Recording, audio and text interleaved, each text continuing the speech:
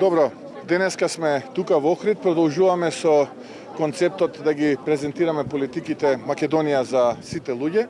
Денеска овде во Охрид ќе имам и таа чест и задоволство да го представам и кандидатот на ВМРО-ДПМН и иден градоначелник на Охрид, тоа е доктор Кирил Пецаков. Ке зборуваме малку за актуелната политичка состојба, ке зборуваме за два клучни проекта кои што ВМРО-ДПМН планира да ги реализира и на локално, но и на централно ниво, кога ќе ја превземеме владата, се разбира, од најкорумпираната политичка елита што некога се појавила во независна Македонија. Првиот проект е мојот данок за мојот проект во мојата општина. Граѓаните ќе можат средствата кои што ги уплаќаат во данокот за имот, практично во општинскиот буџет, наместо тие средства денеска да се трошат во непродуктивни трошоци, наместо да се трошат по скапо платени ручеци, патувања и други луксузирања, да можат да изберат за кој проект да ги потрошат тие средства и кој проект да биде реализиран. Еден новитет кој што досега во Македонија не бил запаметен. И вториот проект кој што ќе го презентираме е етапното институционално децентрализирање, односно по превземањето на власта, имајќи предвид дека Охрид е колевка на културата, не само во Македонија, бидејќи Охрид е на Македонија, но и Охрид е на светот.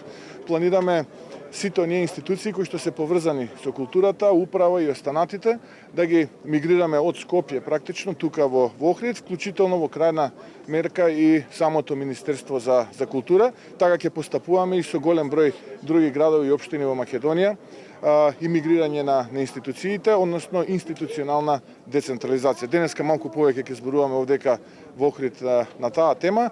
Чувствувам дека ќе биде интересно, еве ве поканувам, останете до крај на трибината, ќе има што да слушнете, се разбира. Да.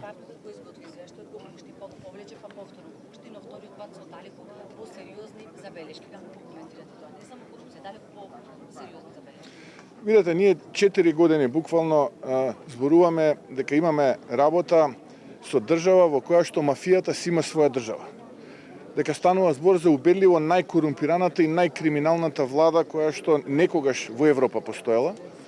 И конечно, сето тоа кое што го зборуваме овие 4 години дека во Македонија главниот проблем е корупцијата и криминалот, добива и меѓународно признание. Очекувам сојузници во борбата против најкорумпираната и најкриминалната влада во Европа, а со овие проекти кои што ги презентираме во делот на Македонија за сите луѓе, ќе покажеме како се работи со љубов и како се работи за својата татковина, односно во случајов Македонија. Така што State Departmentот навистина го поентираше она кое што ние 4 години како опозиција и како ВМРО-ДПМН го зборуваме. Ќе повторам, овде мафијата има своја држава, мафијата има политичка партија, таа е СДСМ, и имаме работа со најкриминалната и најкорумпираната политичка елита што некогаш се појавила во Европа. И благодарам.